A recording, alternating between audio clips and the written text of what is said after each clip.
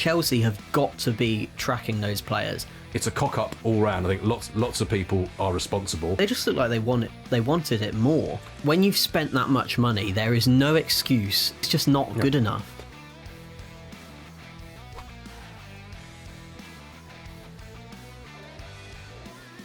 Hello and welcome back to episode 5 of Chelsea Exposed. We'd like to start this episode just by saying thank you to everyone who's tuned in so far. Your support has been brilliant. We really appreciate all the comments in the comments section below. We try to reply to as many of them as we can. So just thank you really for tuning in so far. I'm here today, episode 5, with Dan King next to me, our Chelsea correspondent. Dan, how was your weekend? It was fine. A nice meal out in Eastbourne with the in-laws yesterday to make up for things football-wise going a bit wrong. Yeah, but wasn't great for either of us, was it? No, but I'm doing well fancy league-wise, so that's good. Oh, well, that's always good to hear. Yeah, my weekend was interesting. Obviously, the Chelsea last-minute loss to Sunderland broke my heart on Saturday.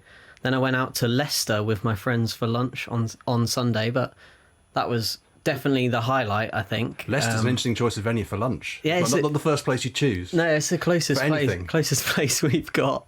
Really is Leicester. Northampton, where I'm from, isn't a haven of beautiful lunch spots. I'm sure Sean Dyche could give you a few tips on that. He definitely could, and Kettering as well, I think. But we're going to start by reviewing Chelsea against Sunderland. I've seen a lot this week about the last-minute Sunderland goal scored by Talby. A lot of kind of who's to blame, people pointing the finger at Chalobah, people pointing the finger at Maresca for taking off Josh Achampong, people pointing the finger at Tosin for not being close enough to Brian Brobby. I pointed the finger at Andre Santos for not running back and tracking his man like he should have been. But let's just start with who's to blame. I think it's all of the above. Yeah. I think it's slightly harsh on Chalobah because I think we discussed it. It felt like Brobby held the ball up for minutes, a long time, and I think the point of that's when we'll come to saying why I think probably Santos is as much to blame as anybody. But Tosin is doing, I think, a decent job. He's stopping him from going past him on the outside, and he's stopping him from turning for a while at least back inside. I think Chalobah, when there's nobody else there, he is standing by his mate and thinking, right, okay, if he goes on the outside, then I'm going to have to go and intercept, or he comes to the inside, I've got to stop him doing that. Now we see Reece James is tracking his man back. He's following Geertruida back. The first thing I wonder is, as they get back, does James see Talby coming? And if he does, could he say to Chalobah, can he hand over Geertruida to Chalobah and realise they're 3v3, and James pick up the run of Talby? Is that where they want to go? But I think one issue is, why are they 3v3? Yeah, I mean, in that situation, because it's right at the end of the game, you've got 3 Sunderland players who have launched themselves from their own half. Well, in Talby and Geertruida, they've both come from deep in the Chelsea box defending against Esteval. They've ran all the way down the pitch. Now, if you're a defending team, you've got to be with those men. You cannot allow those Sunderland players. They just look like they wanted it more. Which I think is possibly the story of a lot of the game. Yeah. Actually, and Maresca will come to that as well. Maresca alluded to that too. Yeah, they look like they just wanted it more. They wanted to win. They've made these long runs all the way down the pitch, and Chelsea have got to be tracking those players. Like you mentioned, Chalobah's got a lot of heat this week because there was a screenshot that was posted, and he's in this position where he looks as though he's not doing anything. He's not closing down Brian Brobby to win the ball, and he's not looking towards the 2 players that are heading towards him. But like you said, he's there in case Brobby either turns right and goes round tossing, or he turns left, cuts back onto his left foot. He's then got to make a block.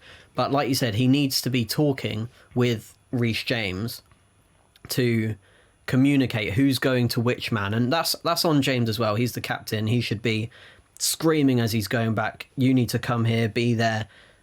One thing though is, in the heat of a game right at the end, it's probably easy as a player to get caught up in that, and it's easier as a fan to look at these screenshots and say, well, it's obvious he should be coming out here and he should be going in there. But when you're a player and you're tracking back, you don't see that 360 vision of who's behind you and Chalobah's coming here. You don't get that opportunity. No, and I think more broadly, analyse. when the fourth official puts the 6 minutes up, I think even the Sunderland fans would admit this. Everyone's thinking, well, can Chelsea do it? Yeah.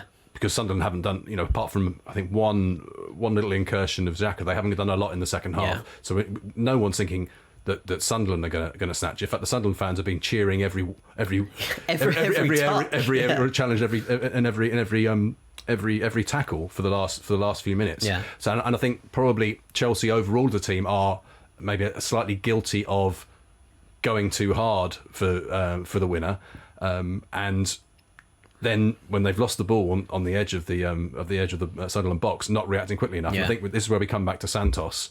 Now, Santos has come on as a second half sub. There's no way he's tired. Yeah, I think it was 83 or 85 minutes he came on. But if you watch, as we have over and over again, the footage, even by the time he does get back into his own half, which is quite late, he's not sprinting full out. He's jogging. Yeah, he's jogging, and he should be the man, or someone should be. If he's not with Talby, then he should have been with Geertruida, and James should have been with Talby. Yeah. But I think it's a cock up all round. I think lots of people are responsible. Yeah. And I mean, so you should not be 3v3 at any point in the game. Exactly. It's kind of like Liverpool-esque. Yeah. Defending. It shouldn't be happening. All that said, I think losing the game was harsh on Chelsea. Yeah. I think without a doubt. A draw would have been a much fairer result. But life's not fair, is it? Yeah. I think this is one of them games where a few weeks ago we spoke about it with Liverpool. When Esteval scored that late winner, we spoke about it and we said, if Chelsea hadn't have scored that late winner, the mood would have been very different going into the international break. Whereas now it's happened against them. It's almost the opposite, where Sunderland have got that late winner. And if Chelsea had got a point, I think a lot of fans wouldn't be in this... it's all negative. All doom and gloom. I think the other thing, while we're still talking about the defending for the winning goal is not good. The other aspect of this is that just as against Brentford, when they conceded a late equaliser, in fact stoppage time equaliser to Brentford, that came from the long throw. Yet again, again they were undone by the long throw, but this time they had a lot of time to recover. And I think, although there'll be aspects of the defending which Maresca's not happy about, there are also problems up front. And the fact is, second half, in fact, after the goal, really, the Rovs in the Sunderland goal had only pretty routine save to make. He didn't have a lot to do. Chelsea, for all the money they've spent on attacking players this summer, did not really get behind Sunderland at all. It's Sunderland are a good team, but it felt a bit like the opening day against Crystal Palace. Yeah, but Chelsea's attack. Let's talk about the attack now, because it's been not good enough. Simply without Cole Palmer, they don't have their top goal scorer. Let's say is Moises Caicedo, 4 goals in all competitions. They've all been worldies, to be fair to him. But after you've spent, I think in this piece in the paper today, I think it's around 240 million pounds Chelsea have got available in attacking options. That's excluding your Cole Palmers. That's excluding Liam Delap, who's slowly coming back. But when you've spent that much money, there is no excuse for no player at this point in the season going forwards as an attacker having less than 3 Premier League goals. It's just not good enough. Yeah, it's a balance, isn't it? In the one sense, you can say it's good that they're not relying on one person to score, and I think Chelsea have had more different scorers in the Premier League than any other team. They've had 10. Yeah. That's great, and it's fantastic that you've got that goal threat from a lot of places. But the fact is, if you're going to challenge for big prizes, you need someone reliable who's going to score those goals to turn draws into wins and defeats into draws. Just who in those key moments is going to do it. And I think the trouble is there isn't anyone who looks like doing that at the moment. And that's not. It's not. You can't criticise Mark Guiu terribly. He's 19 because he's 19 years old. And to be honest, I felt like he struggled. I felt he was bullied a bit by the 3 big Sunderland centre halves. But equally, and I know you felt that Joao Pedro didn't do enough on against them either. And as I said, it was a bit like that opening day where, in that case, it was Delap and Joao Pedro who were really quite easily marshalled by the Crystal Palace Crystal Palace team, and who are similarly well organised to Sunderland. Yeah, I think there's a couple things in the Chelsea attack. If we break it down, there's Joao Pedro, because when Joao Pedro signed for Chelsea, initially the first initial reaction was, they've bought another one of these. He's not a number 9. He's not got that finishing instinct that, the likes of a Gyökeres or Haaland or even Ekitike. Like, he's another one of these. He's not a number 9. 9.5. Another 9.5 typically. And then he came in, played incredibly in the Club World Cup as a number 9, and people kind of thought, hang on, he might be the answer for Chelsea. And obviously they bought Delap. He was that number 9. He was going to be their number 9 signing who could just play up front. And then, Joao Pedro came in. He looked as though he might be the answer, with Cole Palmer in behind, Estevao on the right, Neto on the left. This is going to be the Chelsea attack for the season.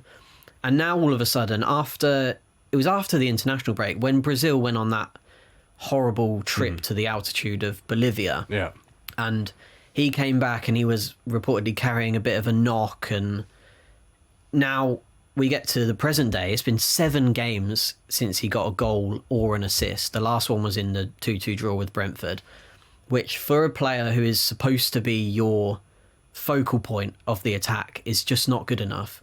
No, it's not. And you remember last season when Cole Palmer had that long run without a goal or assist and had a similar impact. I think if you go back and look at Joao Pedro's history in England, he's tended to score in streaks and then have quite a period. He's not the sort of guy who's just going to score every other game or every 3 games. He tends to have like a hot streak and then fade away. And I should also declare, I think the curse of Dan King has come back, because he hasn't been the same player really since I did a background feature on him. So sorry, Chelsea fans, maybe we'll just stop doing those. So we need no more Dan King exclusives, everyone. No more Dan. We'll stop those, because it seems to make them more go round. So it's a running joke in my house that the people I do stories on, they either go completely out of form or they break their legs or something else terrible happens to them.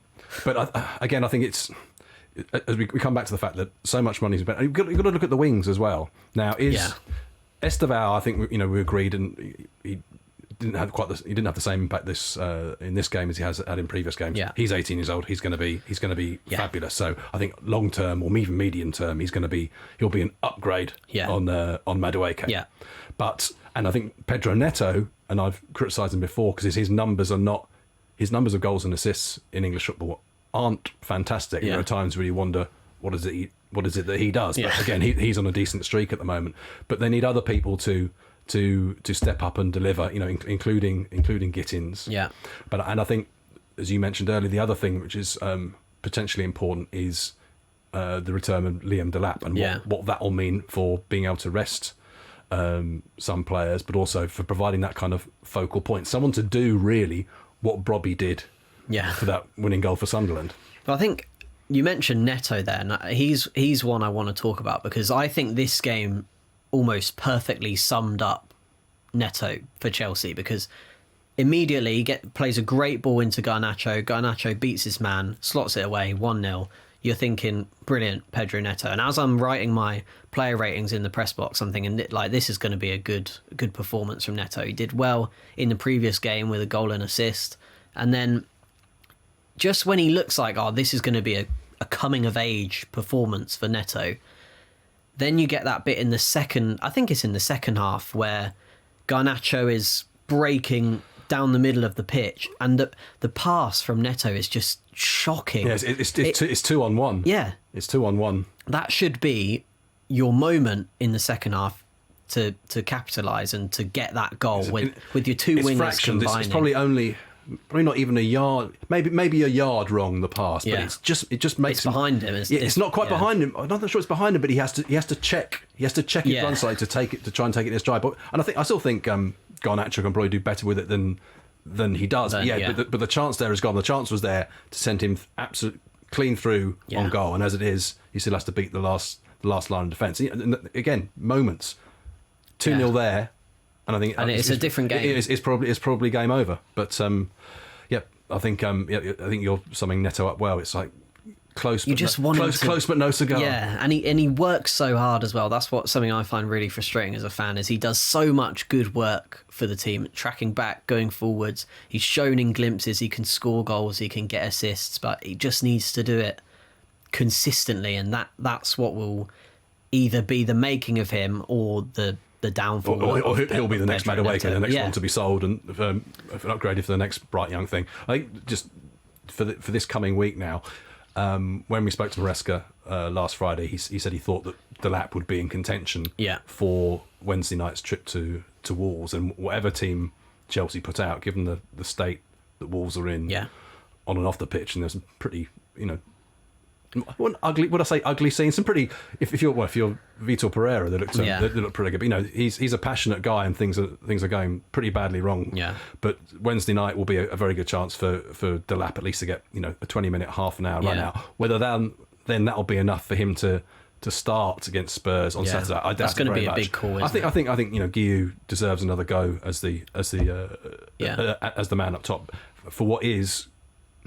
It's always a big game against Spurs. Yeah. There's going to be some huge Chelsea Spurs games over the years, particularly in recent years. This feels like a big one because of where the two teams could be at at about 8 o'clock on Saturday night, depending on the result. Yeah, I was at the Chelsea game away to Spurs last year, and I think it was the best game I've covered as a reporter. It was so good. It was the one where Cucurella had those two first half slips and Spurs took the lead, and then Palmer did his Panenka penalty at the end, and I think Fraser Forster was in goal for Spurs, and just a brilliant game. I think it was 4-3 in the end.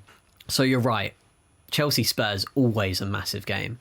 This is a bit of a different one because they've got the returning Delap, as we mentioned, and we'll speak a bit about Delap in detail in a moment. But they're obviously missing Cole Palmer, who made all the difference in that game last season. Let's hope Cucurella is wearing the right boots at left back, because his last pair ended up in the bin after that game. That's right, yeah. But a rare, let's be fair to Cucurella, he's been the most consistent. Mr. Consistent, Chelsea, of the last season and a bit at least, maybe. Arguably going back further than that, you'd say. Yeah. So let's talk about Delap, because if he comes back for the Spurs game, do you think he's the answer for Chelsea? He scored more than 10 goals for Ipswich in the Premier League last season. Can he come back and be their focal point number 9, this goal scorer that we say Chelsea need at the moment? The honest answer is we don't know, Lloyd. Yeah. Because he's only had one season in the Premier League, playing in very different circumstances for a promoted team. Now, for someone in a team that's struggling and ultimately gets relegated to score 12 goals in effectively a debut Premier League season as a first choice player is excellent. Yeah. But as we know with Chelsea, they are very rarely buying the finished article. Yeah. They buy potential. And you speak to lots of people, and I have spoken to lots of people about Delap, who've seen him at various stages of development, right from the time when he was at Derby, through the England age groups at Manchester City, and they really think he's got it. He's one of those players who always stood out as a kid because he was an early developer. Yeah. But unlike a lot of those early developers, and you and I would have experienced both in my case, very limited playing career, your illustrious playing career, but also watching my kids play. After a while, if those big kids don't do the work to improve the rest of their technique, their game now, so that kind of thing, eventually those physical advantages they have disappear. Yeah. And the thing which everybody says about Delap is that he is a real sponge for information. He really wants to learn and really doesn't want to rely on the physical gifts which he has, which he still has, because he's a big strong lad. He's no longer a head and shoulders taller than his opponents, but he's strong. But I think we mentioned Guiu earlier against Sunderland. He, at 19 and still pretty raw, found life hard against Ballard and co on Saturday. Delap at least has a year's experience of what big, nasty, brutish central defenders are going to and he do to gives him. as good as he gets. Yes, he does. He comes across quite sort of quiet across the field. Yeah. He's one of those players, and there are quite a few like this who they cross the line and they're a completely different animal. And he can be very feisty, and as you say, will give as good as he gets. Whether that's enough to enable Chelsea to play higher up the pitch And don't forget, for however long Delap is able to play against Spurs on Saturday, he'll be up against what many people regard as one of the strongest centre-back partnerships in the league of Romero and Van de Ven. It's going to be tricky. And like I say, the thing with this game is if Chelsea were to lose, they'll fall 6 points behind Spurs, at least 8 points behind current leaders Arsenal, and it will still be only November, but you're playing catch up. Yeah. And as we've said before, this was supposed to be a season for Chelsea where they've finally got players in, and then all these injuries have kind of come upon Chelsea. And if they do find themselves, like you said, that far behind Spurs and Arsenal, it seems like it's Arsenal's title to lose, isn't it? Title to lose, yeah. That's the idea. Hopefully that'll jinx them, and they'll spend the next few months worrying about that. But I think it is Arsenal's title to lose, and now it's up to Chelsea and other teams to try and put a bit of pressure on. But for Chelsea, that means getting back up into the they'd like to be in the top 6, if not the top 4, before the next international break. And they've got Spurs this coming week and Wolves the week after in the league, and I think they need to take at least 4 points from those games. If they're still going to be competing at any level for the title, they've got to get 4, if not 6 points from those 2 games. This Spurs game is absolutely massive. Chelsea, I think we might have a party in here when Cole Palmer comes back for Chelsea, because he has just been missed. I will. You might. You can put your, you'll be devastated. You can put your. I won't be devastated, but you can put your Halloween outfit from the other year on again. Oh yeah. Well, if we can actually include a picture on the screen of my Halloween outfit, you might have seen it before. It did go a bit viral last Halloween. Still not entirely decided what I'm going to be this year. So stay tuned for that. But Willy Caballero, I think. Oh yeah, or it could be Robert Sanchez actually. We'll see. You got the little beard. Please stay tuned for next week's episode of Chelsea Exposed. That'll be episode 6. Thank you again for all your support so far. And don't forget to like and subscribe. Leave a comment down below what you think of Chelsea's season so far, what you think will happen in the Spurs game. If you don't like and subscribe, they will lose to Spurs. Don't be fooled. It's not a trick, even though we're coming up to Halloween. We'll see you next week for Chelsea Exposed, back here on the Chelsea Sunsport YouTube channel.